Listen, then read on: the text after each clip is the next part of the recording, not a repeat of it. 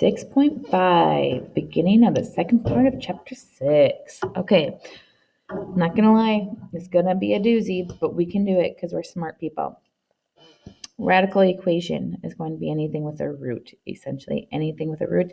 Typically, if a root, like if we had this right here, root has an index of 2. If there's no number, remember there's a 2. Going back to the first chapter or first section of chapter 6. How do we solve? So first thing, we have extreme solutions. We're going to get a little bit into that. But first, we isolate the radical. So pretend like you just need to get this portion completely by itself, or whenever you have something, let's say like this, and there's a fraction exponent, you want to get that by itself. That's your first step, is to get this by itself. Then you have to undo the radical. Most of the time, it's going to be taking squared, because if there's a square root on both sides, then you have to square, because that's the opposite. Once that's gone, then you solve like normal. Let's do A, shall we? I don't know if you hear my squeaky. So first thing I want to do is get this root by itself. So I'm going to subtract my 3. So I still have this right here. Subtract 3, and I would get 5. Now, if I want to get rid of the square root, this whole thing is being squared. So to undo that whole thing, I'm going to square it. Whatever you do to one side, you have to do to the other side.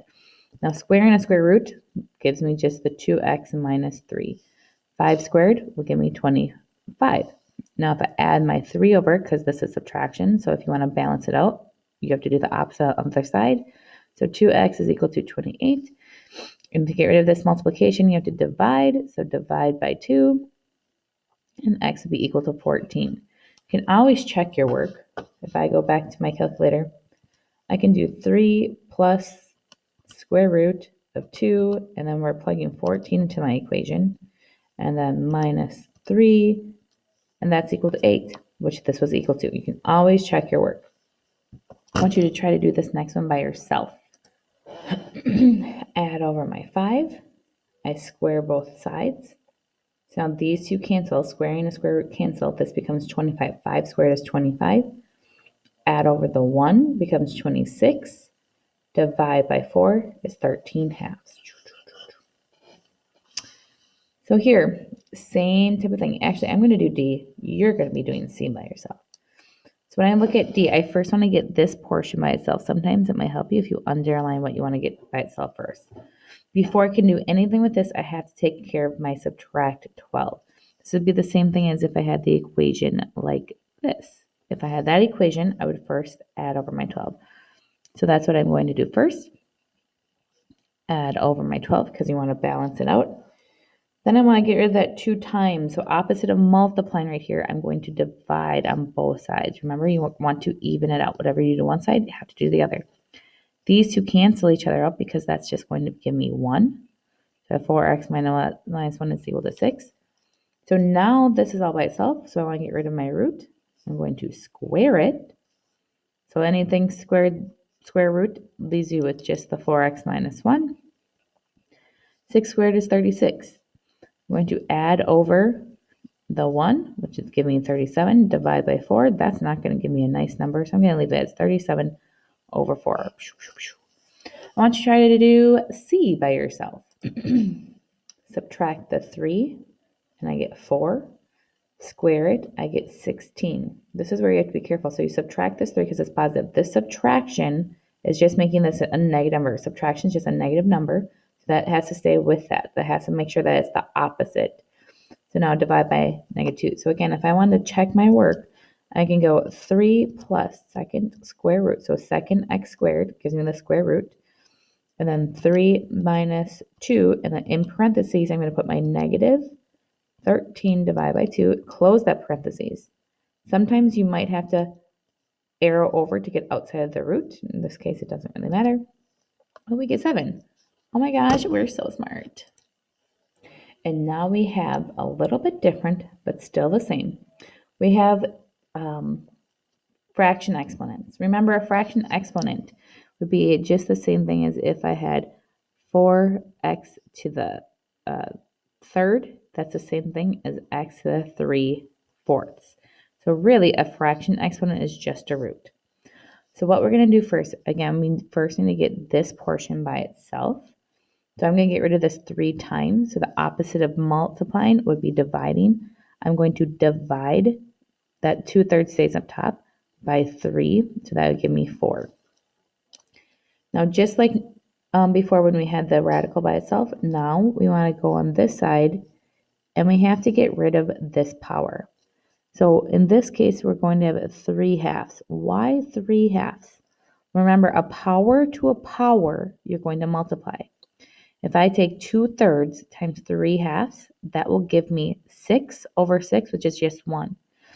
Anything raised to the first power, it's just itself. So basically, I'm canceling out that power. So I have x plus 1 to the first. You don't have to write that one, but you can. How do I do this in my calculator? I'm going to have 4, and then this button right here is then my raised 2. Now, if you don't have it goes up, you can put this in parentheses. 3 divided by 2, and I get 8. So now this will be equal to 8. You have to make sure to put that in your calculator. So if I continue solving, x subtract 1 would be 7. So again, I can still check my work. 3, and we got 7 plus 1, and then raised 2. I would highly suggest putting in parentheses the 2/3. Let's see if this is equal to 12. It is. Yay! However, this one's tricky. Because of right here, whenever you take something squared, when you're solving and you have an even denominator, you actually could have 2 different answers right there. So I can also have x plus 1 is equal to -8. And if I'm going to solve this, I'm going to subtract the 1. X can also be equal to -9. Now, why does this work? So I could go right up to this spot, and instead of putting 7 in, I get -9 plus 1. Just like before, let's see if I still get 12, and I do. Why does this work?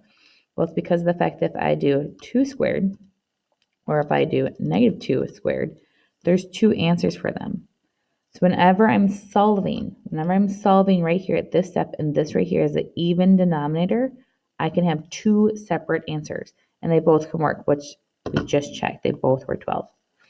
If I look at B here, first thing I want to do is get this by itself. Now, this one's not written as a fraction. First, I want to get rid of this plus. So this is 3 times the 5th root of x plus 1 to the 3rd power. So I subtract 1, I get 24. Divide by 3. So I have my 5th root, x plus 1 to the 3rd power. It gives me 8. Now, right here, I'm going to solve it in 2 steps. So here we solve the fraction exponent in 1 step. We could solve it in 2 steps too. So if I get rid of this 5th root, I'm going to take this to the 5th root. Whatever you do to one side, you have to do the other. So over here, I'm left with x plus 1 to the 3rd power. I'm going to leave this as 8 to the 5th just because I know it's going to be a big number. Now, if I want to get rid of this cubed, opposite of cubing something would be a cubic root. So now I'm just left with the x plus 1. Cubic root of something cubed is just going to be what is underneath the root. There's multiple different ways you can put this in your calculator. So I can go to math, and I can go over to number, and then nope, I was kidding, right here. I want the cubic root, and then I'm going to arrow over 8 raised to the 5th power, 32. That's one way you could do it. Remember, though, a cubic root is the same thing as a fraction exponent. So we could also have 8 to the 5/3 power. So again, if I do 8 raised to the, in parentheses, 5 divided by 3, I still get 32. Now, this is where, do I need 2 answers? Nope, because this is odd right here. If I just finish solving here, I would subtract 1. X will be equal, that's supposed to be 2, not a 5. 31. There you have it. I want you to try to do C right now by yourself. To get rid of this 1/3, you'd have 3/1. I only have one answer, not a plus or minus like this above one, because this is odd. So then this, if I put this in my calculator, I get 27. Subtract the 5, I get 22. Divide by 4, 11/2. I want you to try to do D by yourself. So first step you have to do is divide by 2. You have to get rid of that divide by 2, so this becomes 16. Again, if I want to get rid of this fraction exponent, you want to raise it to a fraction exponent, the reciprocal. Because now power to a power, you multiply, this becomes just 1. So I'm just left with the x plus 1. 16 to the 4th power is a large number. Subtract the 1, you get that one answer. Again, only one number because this right here is odd. Try to do E next. Did you get fooled? Hopefully not.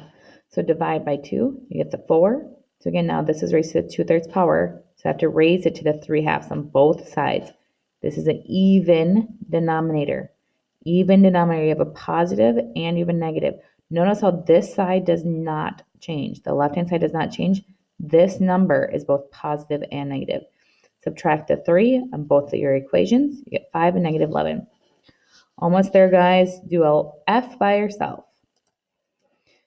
I realized that this is the same question as B. I hope you got it right. So subtract the 1, divide by 3. Here what I did, I know that this will be to the 5th root, and because this will be a denominator, when I take the cubic root, I'm doing the 5/3. It's the same thing as up here. You could do the raise to the 5th power and then the cubic root. Either way, you should get 32. And then my answer is 1. It is very important that you check your solutions, because sometimes you can have extraneous solutions, meaning that there's an answer that doesn't actually work. We'll go more on that in class. But you have a grand day.